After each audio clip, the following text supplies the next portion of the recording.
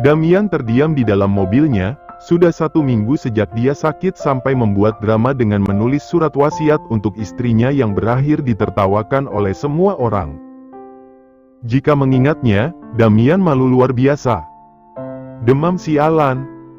Dia selalu mengutuk kenapa dirinya demam hingga 2 hari lamanya. Tuan. Damian berdehem, tidak berniat sama sekali menjawab panggilan dari orang yang Manuel percayakan sebagai asistennya dimulai dari sekarang hingga ke depannya. Kita akan kemana? Tanyanya sedikit ragu. Damian memejamkan mata, di tengah ingatan memalukannya. Masih sempat-sempatnya orang yang Manuel percayakan bertanya dengan pertanyaan bodohnya itu. Lulusanmu? Pemuda itu, Damian tebak umurnya tidak beda jauh darinya. Saya 24 tahun, tuan muda. Benar kan, umur mereka tidak terlalu beda jauh. Bagaimana bisa kamu bekerja dan berhasil menjadi asisten? Meski bingung ditanya seperti itu, tapi dia tetap menjawab. Benar, hanya untuk menyusahkan dan menambah masalahku. Bentak Damian, padahal asistennya belum mengeluarkan satu patah kata pun. Bodoh. Itulah sebabnya jangan mencoba berani menjadi bagian dari orang-orang kaya jika otakmu masih di tempat. Teriakan Damian membuatnya tersentak kaget, dia takut akan kemarahan laki-laki yang lebih muda darinya ini. Bodoh, bodoh, bodoh. Akibat kesal dengan ingatan memalukannya, Damian jadi melampiaskannya pada asistennya yang tidak tahu menahu tentang perasaannya. Keluar. Bentak Damian, dadanya naik turun karena marah. Tuan muda, tapi saya. Gerakan Damian yang cepat dan tanpa suara sampai dia tidak tahu kapan tuan mudanya itu keluar dari mobil dan sekarang sudah membuka pintu mobil di sampingnya. Keluar sebelumku permalukan kamu di sini. Dengan hati yang berat, akhirnya dia keluar dan posisi mengemudi tadi digantikan langsung oleh Damian. Bekerjalah dengan otak, bukan dengan perasaan. Tidak ingin diubah, jangan berharap akan bertahan lama di sini. Posisimu sekarang adalah posisi incaran banyak orang di luar sana. Menutup kasar pintu mobilnya, Damian segera pergi meninggalkan asisten yang bahkan dia sendiri lupa namanya.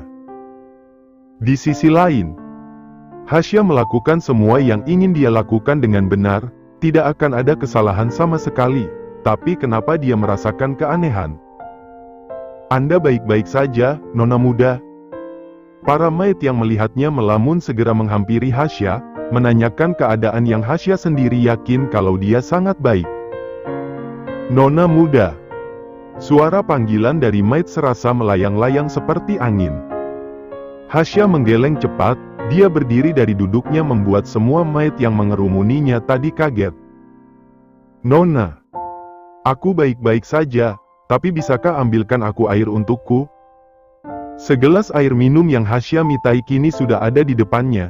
Tanpa bicara lagi Hasya segera meneguk air mineral itu hingga membasahi tenggorokannya yang terasa kering. Terima kasih. Ucap Hasya, tersenyum pada maid tadi. Kami antarkan Anda ke kamar, nona muda. Hasya menggeleng, lanjutkan kerja kalian. Maaf tidak bisa membantu banyak. Aku akan ke kamarku untuk istirahat karena seperti yang kalian bilang, mungkin aku kurang enak badan. Hasya berjalan menjauhi para maid yang menatapnya khawatir, mereka menatap pergerakannya dengan seksama karena takut terjadi hal tidak diinginkan pada nona mudanya yang berharga. Begitu Hasya sudah tidak ada di pandangan mereka lagi, baru mereka berani melanjutkan pekerjaan dengan bergosip. Nona muda semakin hari semakin aneh. Iya, kamu benar, dia lebih banyak melamun. Ada apa ya? Di balik mereka yang bergosip dengan nada khawatirnya, karena maklum saja. Hasya adalah majikan muda yang dicintai semua pekerja di mansion karena keramahan dan sikap rendah hatinya. Dari mereka semua yang khawatir, dan bahkan raut wajah mengkerut seperti sedih dengan kesehatan Hasya yang mungkin menurun. Ada satu bibir dari banyaknya mereka yang tersenyum tapi matanya mengawasi sekitar. Kembali pada Hasya, jujur dia merasa ada yang aneh dengan dirinya sendiri. Merasa ada yang mengganjal dan perlu Hasya ketahui. Tapi apa itu? Apa? Gumamnya, menatap pantulan dirinya sendiri di depan pintu lift yang tertutup. Tidak mungkin kalau ini menyangkut masalah Damian, yang ku tahu kamu sangat baik. Lirihnya. Lalu apa? Apa yang membuatnya seperti orang mengawang seperti sekarang? Memiliki beban pikiran yang tidak tahu kenapa harus Hasya pikirkan. Aku begini 1 bulan, sudah pasti rumah sakit jiwa tempatku hidup selanjutnya. Lirihnya lagi. Sampai di lantai 2, Hasya segera berjalan menuju kamarnya. Dia berhenti sejenak, seperti melihat bayangan tapi hanya 1 detik.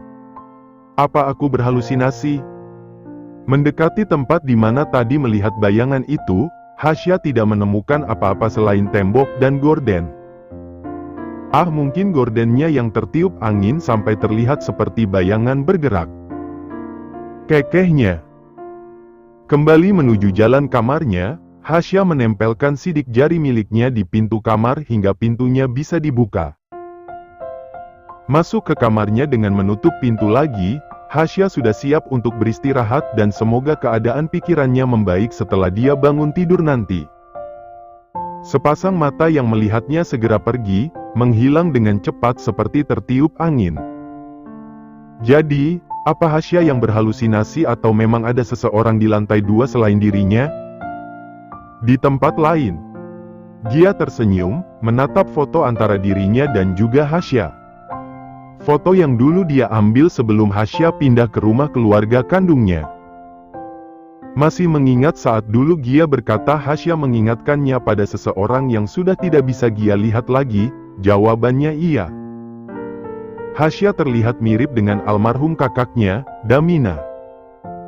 Bagaimana bisa aku menikah dengan suamimu, Kak? Lirihnya.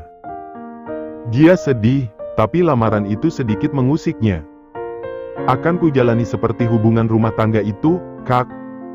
Menerima lamaran Abraham, Gia sama saja seperti mengkhianati kakaknya. Pilihan yang sangat sulit, menerima dengan segala konsekuensi rasa bersalahnya atau menolak yang sama saja menyakiti orang yang menjodohkan mereka. Sementara itu, Damian. Pemuda itu menatap langit yang terlihat cerah di siang hari yang terik ini.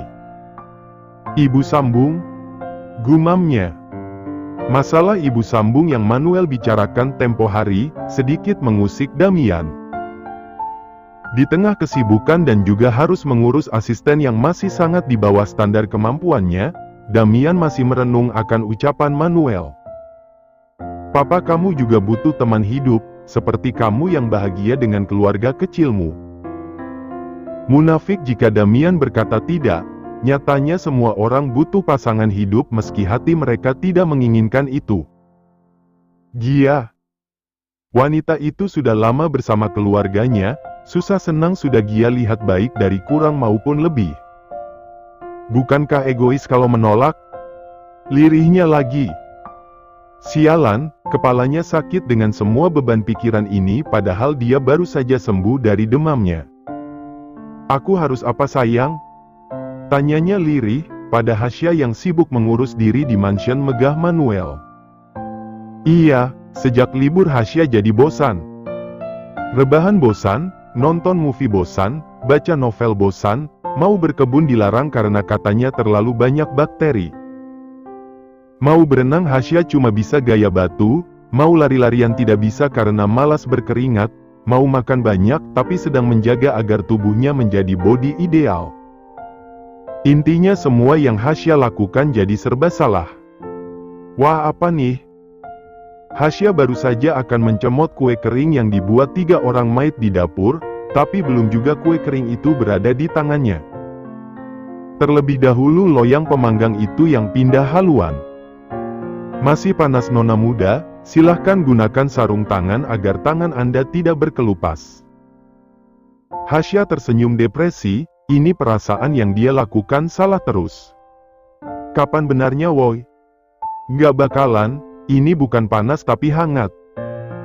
Tapi mayat tersebut tetap menggeleng, tidak mengizinkannya memegang kue kering itu dengan tangan langsung. Ah! Rasanya Hasya mau mengamuk saja. Ia sudah sini, mana sarung tangannya? Pintanya sedikit tidak suka, ia jelas tidak suka kalau dilarang-larang begini. Padahal ketiga mayat itu hanya mencoba menjaganya. Enak, tapi bisa bikinin nastar nggak? Maaf nona muda, nastar? Tanya mereka tidak paham. Hasya mengambil handphone yang selalu ia bawa, maklum lagi bucin-bucinnya sebagai pasutri baru. Ini. Hasya menunjukkan foto nastar yang biasanya selalu ada di ruang tamu kalau hari raya. Bisa bikinin kan? Manisnya jangan kemanisan yang pas aja, terus jangan ada yang kosong sama jangan keras-keras ya. Pokoknya harus sempurna di lidah. Ucap Hasya memerintah. Baru kali ini permintaannya sekomplit dan sesempurna ini. Padahal biasanya terima-terima saja asal bisa dimakan. Baik nona muda. Hasya tersenyum, dia keluar dari dapur untuk berjalan lagi ke dapur satunya. Setelah lama tinggal di sini, Hasya mulai hafal jalan apalagi dengan dua dapur terpisah. Satu untuk khusus para chef yang memasak untuk makan setiap hari, dan satunya lagi dapur biasa yang para maid gunakan. Ada yang bisa saya bantu nona muda? Tanya kepala maid. Aku mau masak, boleh kan? Nona muda, alangkah baiknya tidak. Saya khawatir kalau Anda mendapatkan luka saat memasak nanti. Aku ahli, cukup siapkan bahan saya. Karena Damian lebih suka masakanku daripada masakan chef di sini, paman sendiri pernah lihatkan betapa mahirnya aku memasak. Ucap Hasya tersenyum. Baik nona muda. Ucapnya tidak bisa beralasan. Hasya tersenyum lebar, akhirnya dia bisa menemukan kesibukannya hari ini. Meski hari-harinya memasak, tapi tidak setiap hari juga diizinkan memasuki dapur dan menggunakan alat-alat elektronik yang menurut mereka berbahaya padahal biasa bagi Hasya. Pasang gas aja Hasya bisa, apalagi yang gini. Mudah sih kalau beginian, sombong dikit hehehe. Petang tiba, Hasya menunggu kepulangan suaminya di depan pintu mansion yang terbuka lebar. Mobil hitam masuk ke perkarangan mansion, Hasya menyambut dengan senyuman, merentangkan tangan begitu wajah tampan suaminya terlihat. Damian menyambut pelukan itu dengan hangat, pelukan rumah memang tidak ada obatnya. Aku buatkan makanan, kamu makan ya. Damian melirik kepala maid, pria parubaya itu hanya mengangguk. Berbalik menatap istrinya, Damian tersenyum manis. Kamu memang pengertian sayang. Perutku sangat tidak sabar diisi dengan makanan yang kamu buatkan untukku.